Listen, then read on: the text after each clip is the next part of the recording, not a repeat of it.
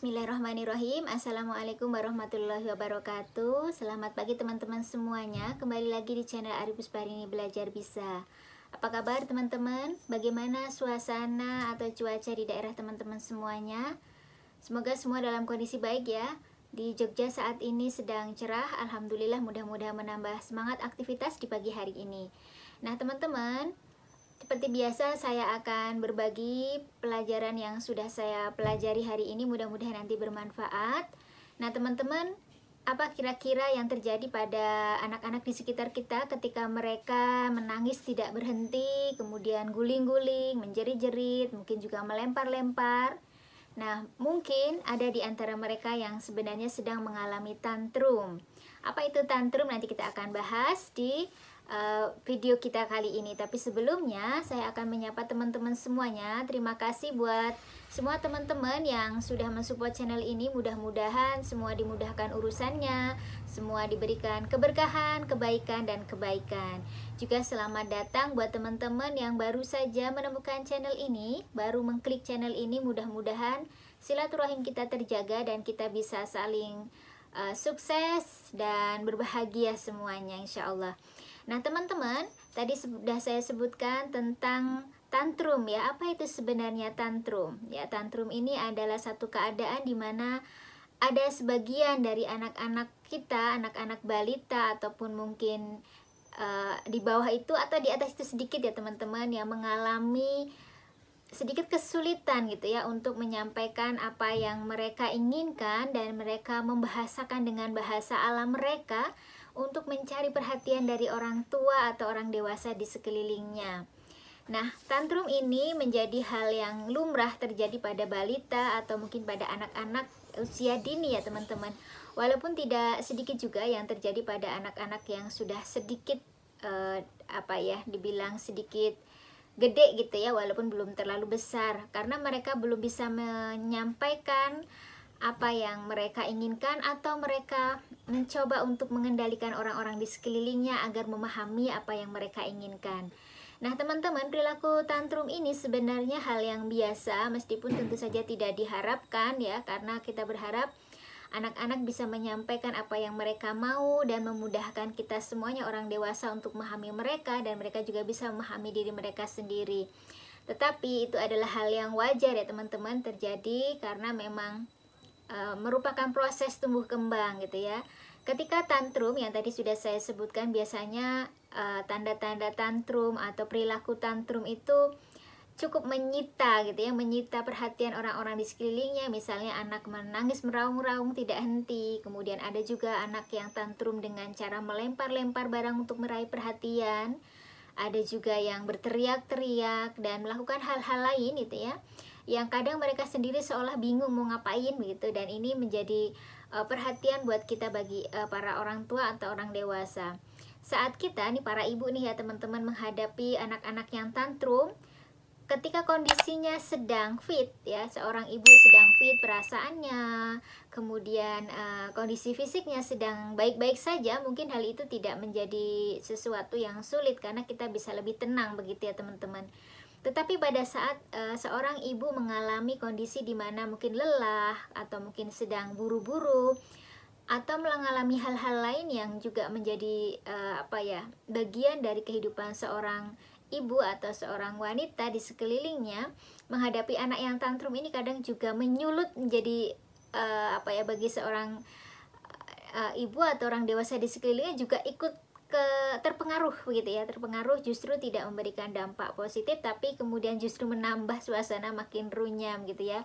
Harapannya ini tidak terjadi. Nah teman-teman, bagaimana caranya gitu ya supaya kita mengkondisikan anak-anak di sekeliling kita itu tidak mengalami tantrum, terutama anak-anak yang dalam pengasuhan kita gitu ya. Anak dalam pengasuhan kita, bagaimana caranya untuk supaya tidak mengalami tantrum. Jadi memang banyak cara yang mungkin teman-teman nanti bisa pelajari juga. Kalau dari pengalaman-pengalaman yang selama ini bisa dilakukan begitu ya teman-teman, yakni diantaranya yang pertama adalah membantu anak-anak untuk membahasakan atau untuk mengekspresikan apa yang mereka inginkan atau apa yang mereka mau. Jadi ini sangat penting untuk mengurangi tindakan atau bukan tindakan tantrum ini, proses tantrum ini gitu ya. Ketika anak bisa menyampaikan apa yang mereka mau, biasanya mereka akan terkurangi atau mungkin bahkan tidak melakukan tantrum karena mereka tersalurkan apa yang mereka inginkan. Jadi yang pertama adalah ajari anak untuk mengungkapkan atau mengekspresikan yang mereka mau. Misal ketika kita belajar dari hal-hal yang kecil ya teman-teman, ketika mereka minta diambilkan buku gitu ya, coba ajari anak untuk mengungkapkannya, tidak sekedar menunjuk. Kalau kemudian hanya menunjuk, terus kemudian orang tua mengambilkan gitu ya, lain waktu anak-anak juga akan melakukan hal yang sama. Dan mereka tidak, kita orang dewasa nggak selalu mengerti apa yang dimaui oleh mereka. Barangkali nanti suatu saat mereka menunjuk sesuatu yang lain, kita ambilkan yang lain lagi begitu ya, tidak sesuai dengan keinginan. Nah ini kita coba untuk membuat anak mengungkapkan dengan bahasa mereka, terutama untuk anak-anak yang sudah mulai bisa bicara begitu ya. Untuk anak yang tidak bisa berbicara atau belum bisa berbicara memang kemudian menjadi PR tersendiri ya teman-teman.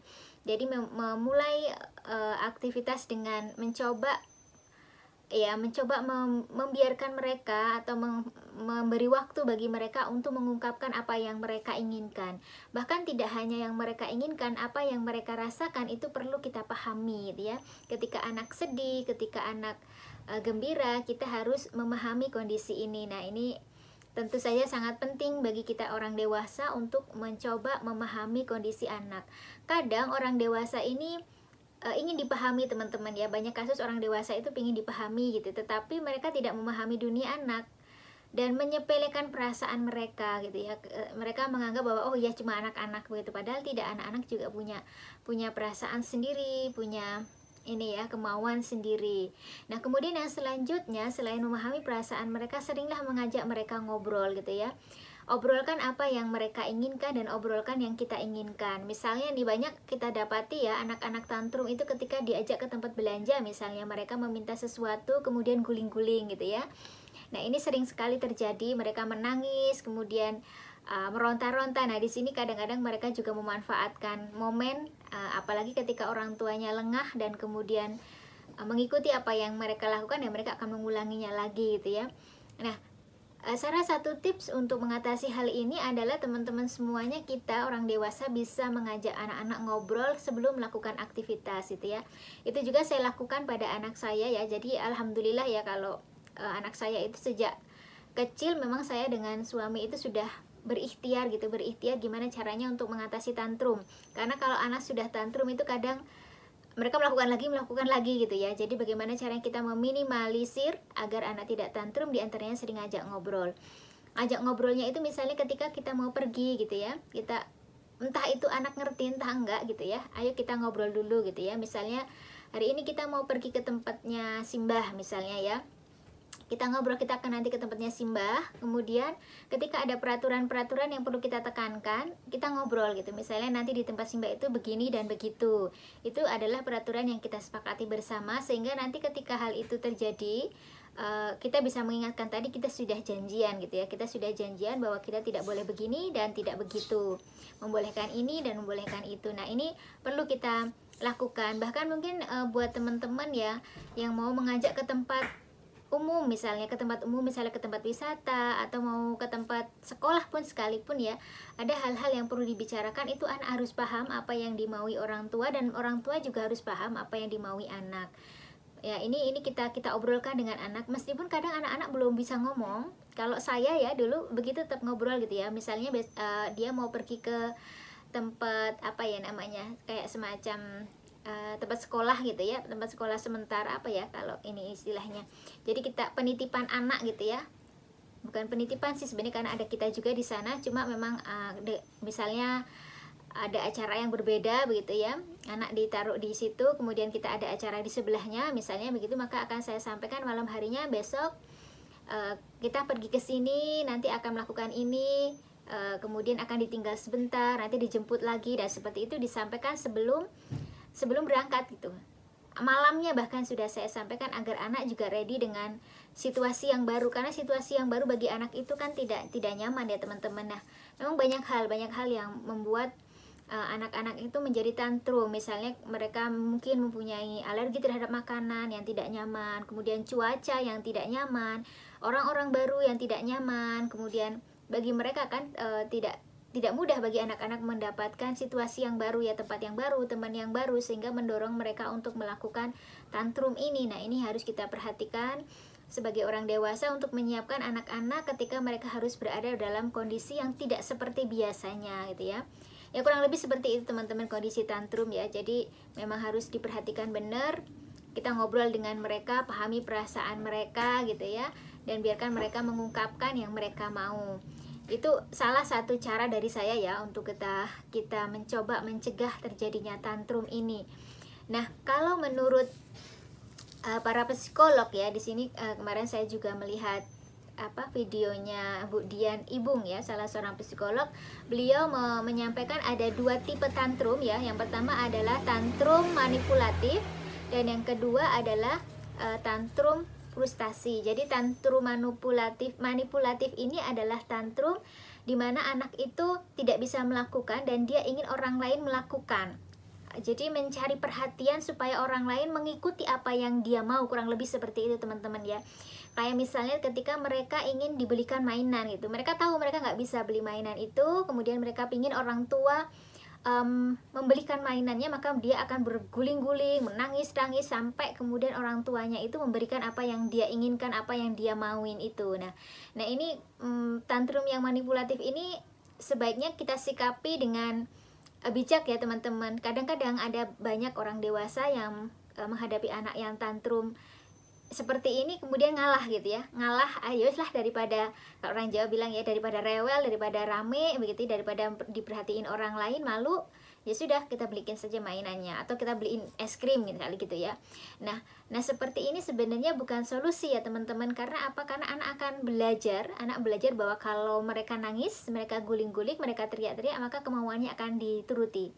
Maka di lain waktu mereka akan melakukan hal yang sama, baik itu mungkin untuk hal-hal yang sifatnya kecil maupun besar ala kita gitu ya. Maksudnya ya di mana-mana mereka akan melakukan hal itu gitu. Jadi sebaiknya ketika menghadapi tantrum yang manipulatif ini kita tidak mengikuti gitu ya, kecuali memang itu sudah kesepakatan kemudian kita tidak melakukannya, ya itu wajar, itu hak anak. Tetapi ketika kita sudah janjian, misalnya nanti kita ke toko yang boleh dibeli adik itu adalah makanan, tidak mainan, kemudian mereka minta mainan yang tidak sesuai dengan kesepakatan, maka kita harus tegas gitu ya.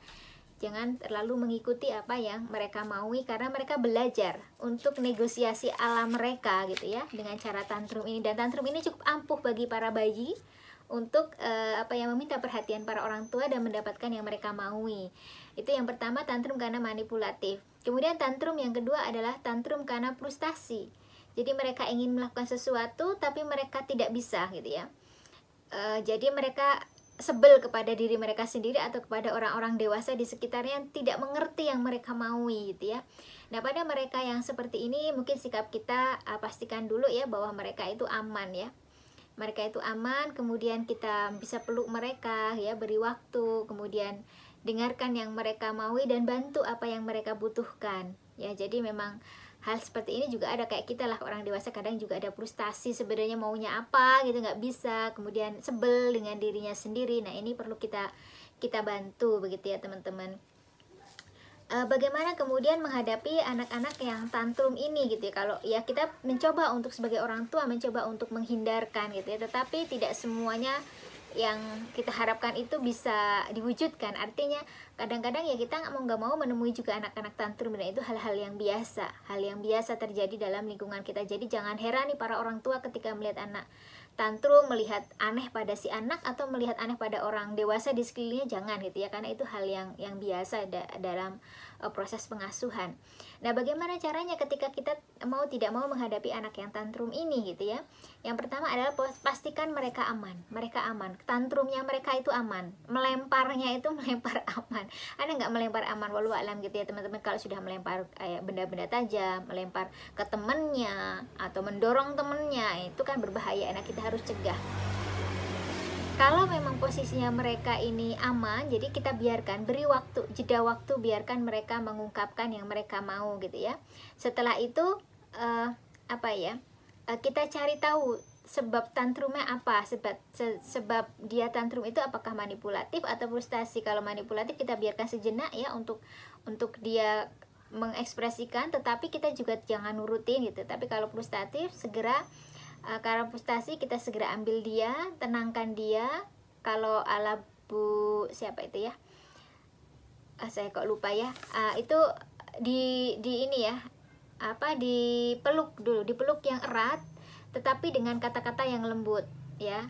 Jadi dipeluk yang erat, kemudian bisikkan mau apa gitu ya, misalnya apa ya, ya nggak apa-apa, nangis nggak apa-apa, kita tunggu sebentar, jadi gitu ya, adik nangis nggak apa-apa gitu. Tetapi dipeluknya erat, peluknya erat, tapi kata-kata yang keluar adalah kata-kata yang lembut ya. Jadi kadang kita kan kebalikan ya, meluknya nggak dipeluk tapi dibentak, justru membuat anak makin frustasi. Nah ini jangan sampai terjadi ya. Jadi ibaratnya orang tua mengendalikan dengan cara mengamankan dia, memeluk dia, memberikan dia untuk kesempatan berekspresi, tetapi juga memberikan kasih sayang begitu ya. Jadi ya memang kondisi ini tidak mudah ketika orang tua sendiri terpancing. Nah sebaiknya memang orang tua atau orang dewasa tidak terpancing ketika anak sedang meluapkan tantrumnya ini gitu ya. Nah kemudian apalagi yang bisa kita lakukan? Diskusi dengan anak dan mencari solusi ketika, jadi kita berikan waktu bagi mereka untuk mengekspresikan. Setelah itu kita coba peluk dan beri ketenangan, biarkan mereka nangis, jangan sampai dibilang yang enggak, artinya dibilang oh kayak anak kecil misalnya gitu ya, atau gitu aja kok nangis ya. Ungkapan-ungkapan seperti itu sangat melukai hati anak. Jadi jangan dikata-katai yang makin menambah luka, gitu aja kok nangis gitu ya, misalnya seperti itu, jangan gitu ya. Biarkan saja dia menangis, beri waktu, kemudian setelah tenang ajak anak diskusi apa sebenarnya yang dimaui gitu ya, apa yang sebenarnya dimaui, kemudian cari solusi. Kalau besok lagi misalnya adik pingin seperti itu, maka yang perlu dilakukan itu seperti ini, misalnya ya harus ngomong atau harus melakukan sesuatu yang lain yang memberi kode kepada orang tua, tidak dengan menangis. Karena katakan kalau ayah bunda atau kita orang dewasa nggak ngerti yang dia mau gitu, jadi menyampaikan itu tidak apa-apa, dan kita ajari cara untuk menyampaikannya. Kemudian yang selanjutnya adalah berilah dukungan kepada anak-anak kita ya. Berikan dukungan bahwa ketika mereka tadi meminta sesuatu itu kita tidak marah, kita memahami yang dia inginkan, tetapi kita tidak mengerti yang dia mau, dan berikan dukungan bahwa kita menyayangi dia, kita mencoba memahami dia. Lain waktu kita bersama-sama belajar gitu ya, untuk bagaimana dia mengungkapkan dan kita mencoba memahami. Jadi beri dukungan kompak gitu ya pada orang-orang di sekelilingnya.